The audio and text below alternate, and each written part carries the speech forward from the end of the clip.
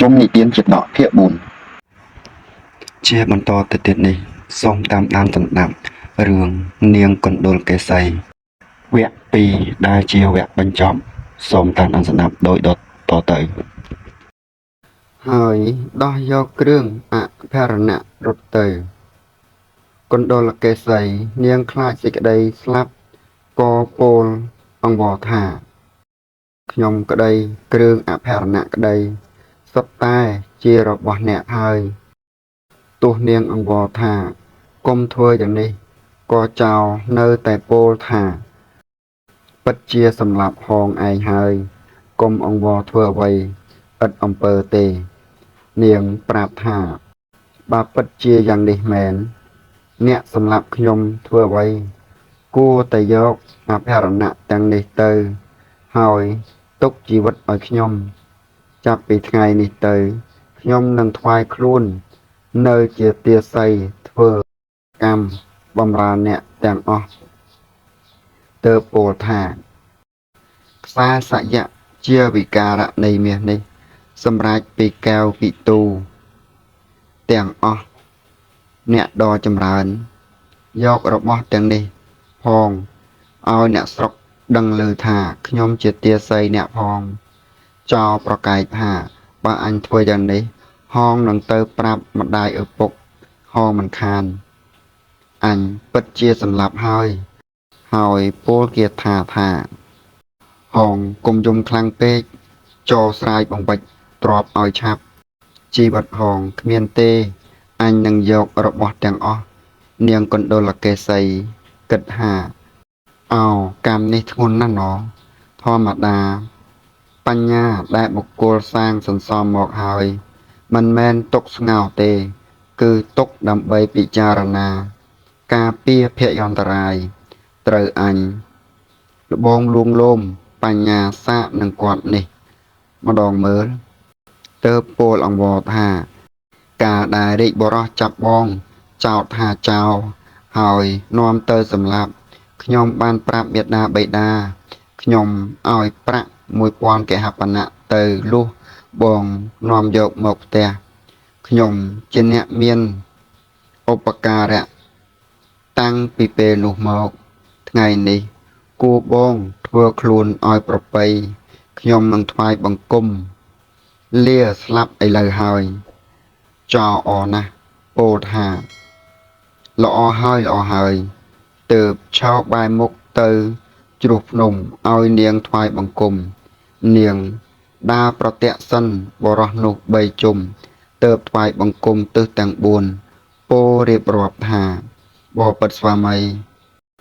ការឃើញរូបលោកបងក៏រលត់ត្រឹមថ្ងៃនេះលោកបងក៏ខានឃើញរូបខ្ញុំថ្ងៃនេះដែរហើយនាងធ្វើអាការៈអោបរឹបហាក់ដូចជាមានអាល័យចំពោះរូបចោលជាពុនពេកបានឱកាសឈរពីក្រោយខ្នងចោលដែលកំពុងធ្វើប្រហែសហើយក៏យកដៃម្ខាងចាប់កដៃម្ខាងទៀតចាប់ស្មាប្រជីវចោលនោះហើយច្រានទម្លាក់ទៅក្នុងជ្រោះភ្នំនោះទៅចោលធ្លាក់ចុះមកប៉ះទង្គិចនឹងចង្កេះភ្នំដាច់ខ្លួនប្រាណជាកំណាត់ទើបធ្លាក់មកដល់ដីខ្សិនខ្សៃក្នុងពេលនោះឯងទេវតាដែលអាស្រ័យលើភ្នំនោះក៏ឲ្យពោសពសាតុកាដល់នាងកណ្ដុលកេសីគ្រប់គ្នាដោយឧទានគាថាអ្នកសោសពេសុឋានេសុបរិសោហោតិបណ្ឌតោអិដ្ឋិបិបណ្ឌិតោហោតិតហៈវិចខណោបរោះនោះមិនមែនមានប្រាថ្នាសពទីឋានទេឯស្ត្រីជាបណ្ឌិតមានបញ្ញាសម្រាប់ពិចារណារមែងមាននៅក្នុងទីនោះសង្ខេបរឿងនេះប៉ុណ្ណេះទាញមកនេះគ្រាន់តែបញ្ជាក់ថាប្រាជ្ញាដែលបុគ្គលចេះច្នៃអាចការពារខ្លួនឲ្យជៀសវាងភយន្តរាយបានអ្នកសុភាសិតទាំងឡាយគួររាប់រឿងនេះបញ្ចូលក្នុងភាសិតបុរាណថាផ្លូវវិកកុំបោះបង់ ផ្លូវត្រង់កុំដើរហងផងចុះព្រោះថាបាននាងកណ្ដុលកេសីមិនដើរផ្លូវវាចដោយការភូតកុហកចោលទេដើរតែផ្លូវត្រង់នាងពិតជាខ្សែដោយស្នាដៃចោលជាមិនខានតែនាងបានដើរផ្លូវវាចដោយប្រើឧបាយកលយ៉ាងចំណានភូតចោលឲ្យជឿជាក់ក្នុងសន្តានប្រាប់ដល់ច្រានចោលទម្លាក់មកពីភ្នំឲ្យខ្សិនខ្សៃក្នុងជីវិតក្នុងពេលនោះឯងទើបបានរួចរស់ជីវិតរបស់នាងរឿងនេះក៏បានបញ្ចប់តែប៉ុណ្ណេះសូមអរគុណរឿងឧបាសកទេសៈអ្នកមានសិលស៊ូលះបង់ជីវិតខ្លួនដើម្បីបដូរយកជីវិតសត្វទុក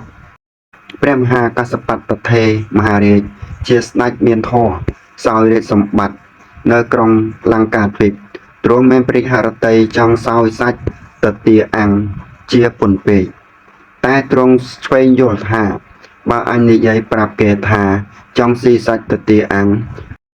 មុខជាអាណាប្រជានុរាស្ត្រនឹងធ្វើសាច់ទទាទាំងឡាយ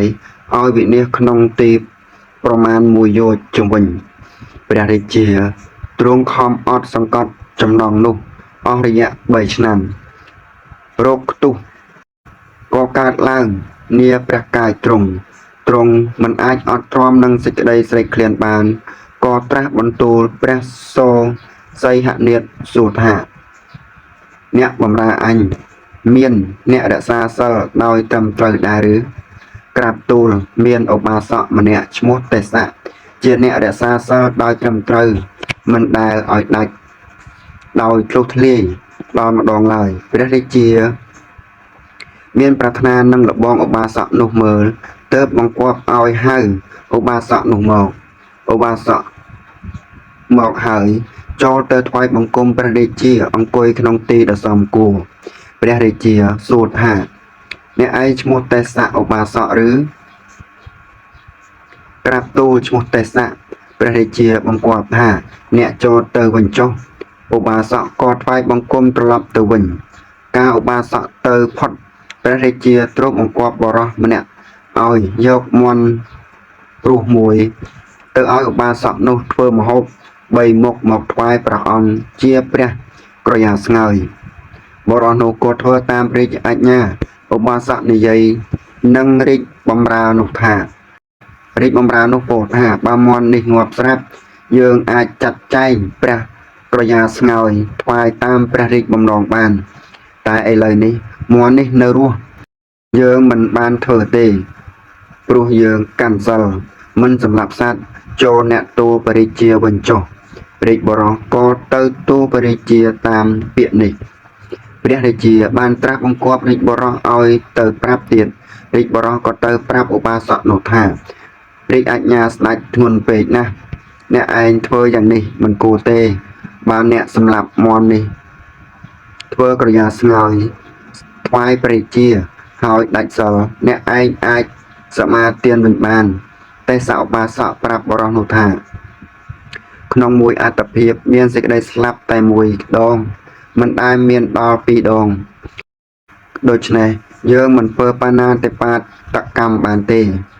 រាជបរិសក៏ត្រឡប់ទៅក្រាបទូលព្រះរាជាវិញព្រះរាជាត្រាស់ប្រើឲ្យសម្លាប់មាន់ជាគម្រប់3ដង